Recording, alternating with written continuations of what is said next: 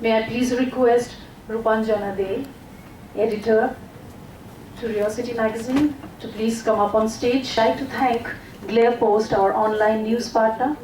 I would like to thank Sustainable Energy Review for being our sustainability partner.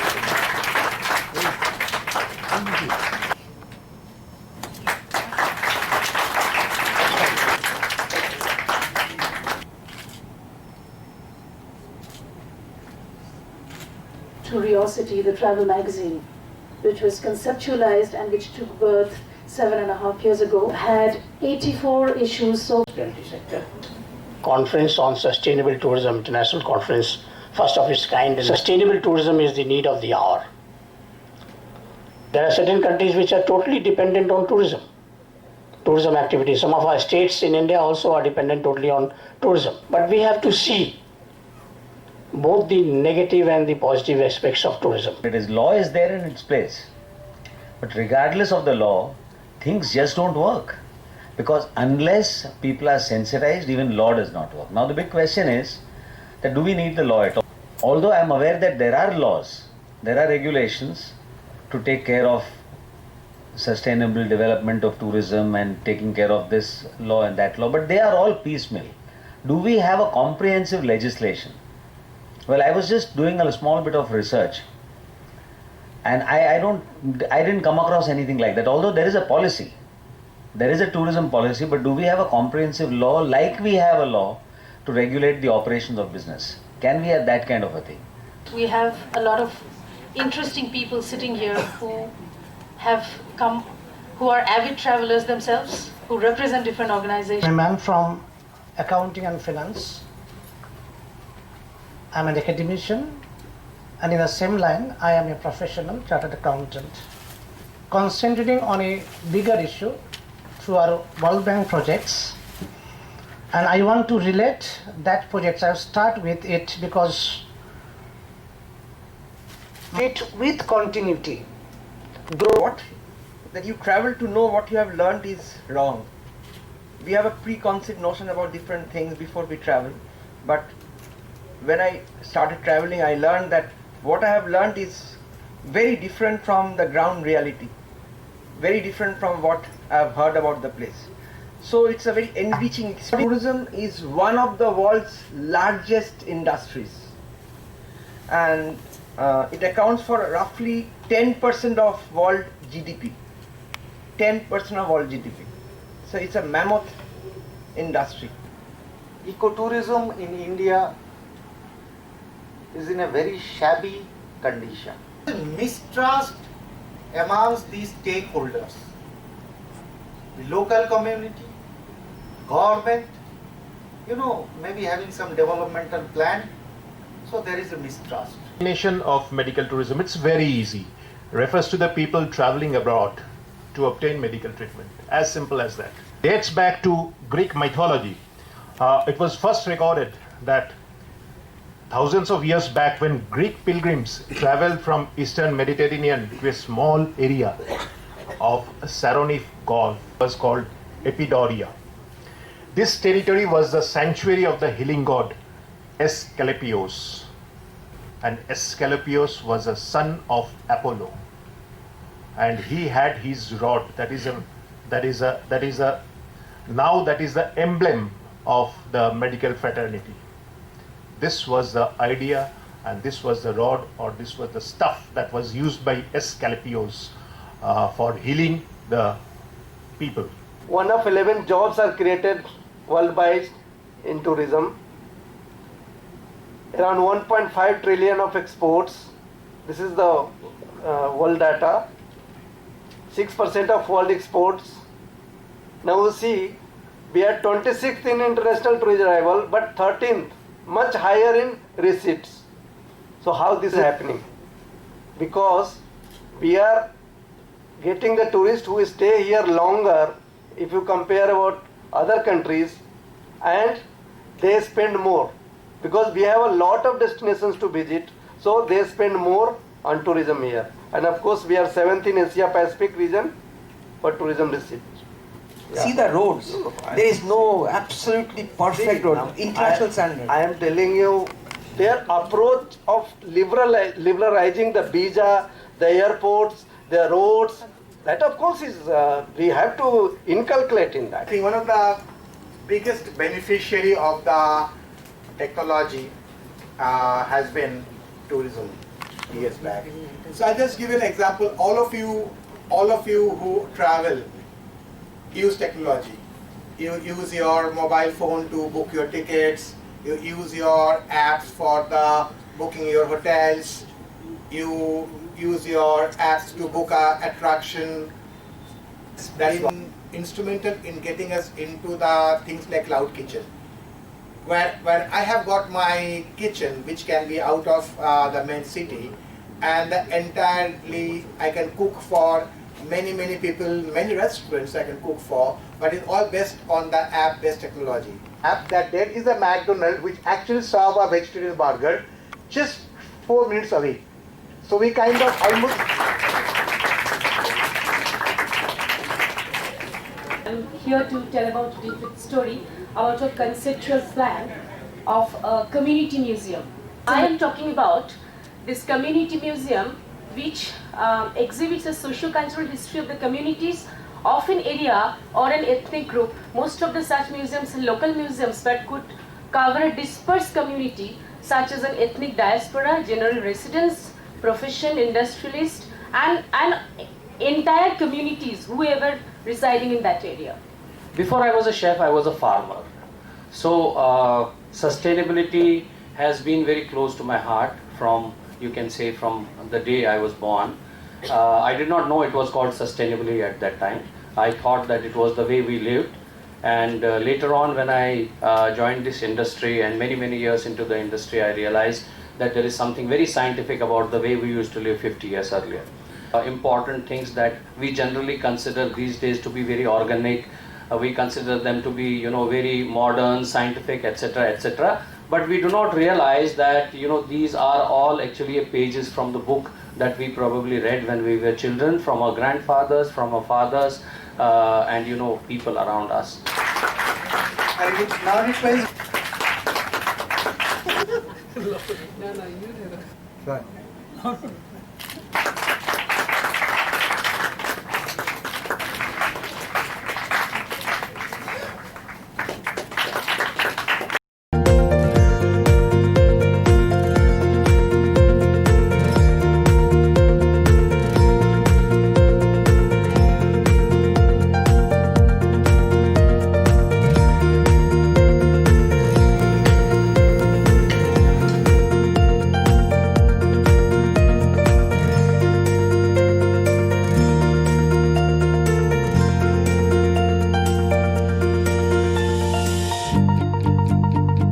They only just see thousands of tourists coming every year, but they never ever profit themselves. So because of that, I would highly recommend that you try and develop bicycle tourism in India. I do see some signs of it. I was in India myself 2 years ago cycling. I cycled from Delhi to Kolkata. Objectives of benchmark. First, such a methodology should be able to detect the sustainability problems in a tourism destination. Resources we have to convert into product, and product will go to market. So product development is there, then destination development will come, and then marketing and promotion will come.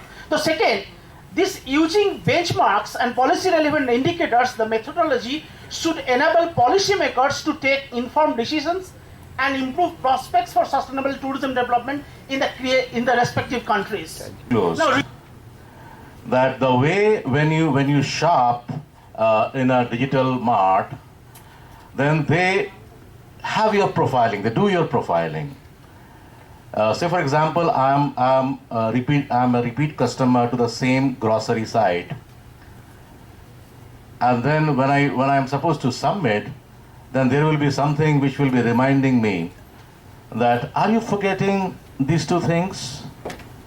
Then you might say to yourself, oh yes, I forgot. How come the computer figure it out? Because they have something called AI, and a lot of machine is learning through ML technologies. And they're doing it because if they're not reminding you, and if you press the submit button, And then you figure it out, oh my God, I need to again order this one, I forgot. So what happens is, the company has to pay more for the logistics, right? They have to again come back to your home, लीजिए sir, toothpaste छूट गया था आपका. So they want that, okay, can I do a bit of an analytics and help that particular individual? So even if in a family, you are in a kind of a tour, and a family might have 5 members, and thanks to their footprints in the digital space, it will be the individual analytics which will matter. You use it. First, there was no concept of recycling water. It was about 10 to 15 years back. Now, every drop of water, what we consume or what we use, it is recycled, it is treated and recycled. So, we call it as a zero discharge concept. Well, it's also the area specific. I cannot say in each and every hotels we can do this, because there are winters, there are monsoons where you have excess water. What are you going to do? Third, waste. Waste is the biggest issue. I can proudly say more than 90 to 95% of our waste is treated, is recycled. How? The best is, I think, most, even the Calcutta municipality or any other municipalities have started segregation at source. First thing is segregation at source. Can we do it in an hotel? Initially it was very tough. Economic, social and environmental impact. Now, when we talk about this economic, social and environmental impact, we are nothing but we are try to find out the relationship between these 3 important key variables. Okay, now when we talk about this, now we need some other stakeholders into account. And that stakeholders are very helpful for us to maintain this relationship between these key important. Whenever I come to office from home, so there are so many persons who take one car and each come alone to the office. So I take 3-4 people at least with me every day at the time of coming and at the time of going, so that at least less carbon emission is there, and at the same time the number of cars is reduced in the city. So this is I am doing for the last 14-15 years. So I will also request all of you, if there is a possibility, please don't drive alone. So take someone with you which will help others. Thank you. Put your card inside. Instead of that, they have a hole where you can put the bottle, cold drink or a beer bottle or whatever. You can put it in, and then the machine takes it inside and credits your account. I mean, you don't have to have an account. When you start, it starts crediting. When I was there, it was 25 cents per bottle. Student, how it attracted me. Whenever I went to do shopping in these supermarkets, every time I get a credit of, let's say, €3, €4, and that was when I go inside the supermarket, buy my things.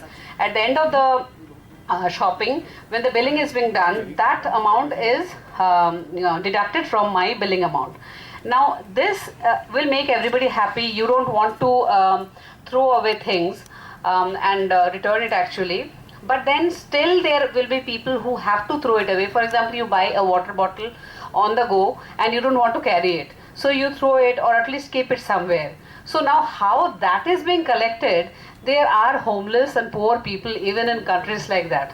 So this is a very good way for them to earn money. So the whole day they are looking for rejected bottles across the streets. They pick them up, they make a big sack and go to the supermarkets and they deposit the bottles, and they get a credit of, because they are depositing so many bottles, they get 10-20 euros, which pays their entire food bill.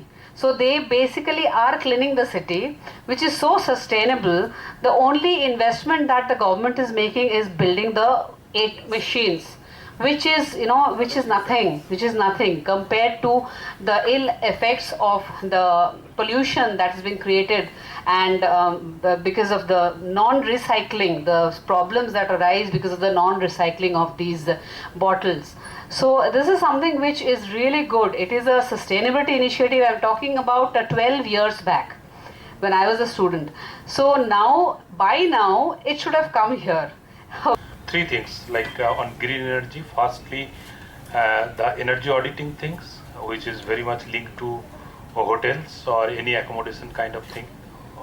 That is the most consuming sector is hotels mostly. And the second one is the provision for renewable energy, and third is electric vehicle. So first two things are most important for this. Energy Auditor government has started in 2001 when they passed the EC Act, Energy Conservation Act 2001.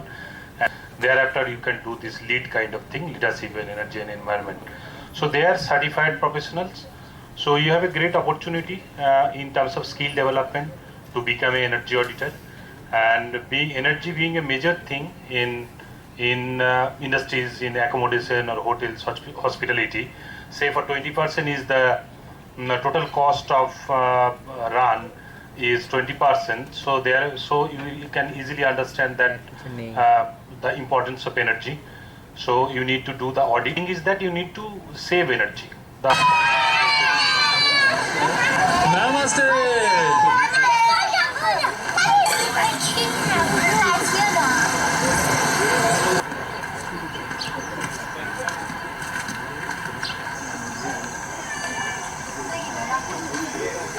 Nabras?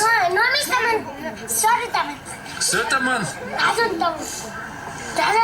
Kazantaman.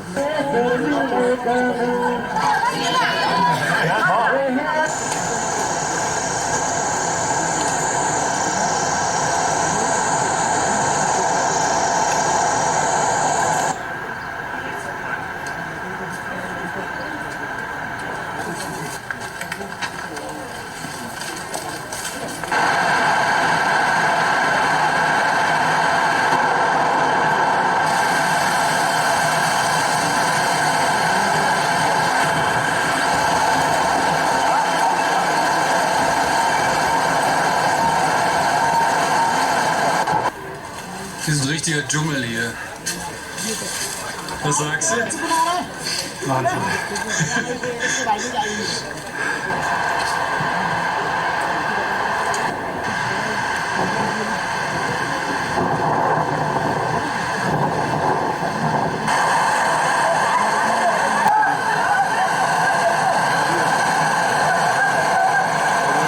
I'm honored and privileged to be part of the International Conference for Sustainable Tourism. Thank you for having me. Things like getting permission before taking a photo, respecting their wishes if they say no, and if I promise to send them a photo, make sure that I do. When I say respecting the planet, I'm referring to things like not buying goods made from endangered species, removing all packaging from things such as toilets. And I'm very happy to be part of this conference on sustainable tourism because it's such an important topic. I write about it, I read about it, I talk to experts about it, and I think about it a lot. How can we do this in a sustainable way? If we see the damage done by tourism all over the world, we see how paradise islands like Bali got destroyed. We've seen lately all the footage about Mount Everest. And obviously the fossil fuel thing is an important topic to talk about. Can tourism be sustainable?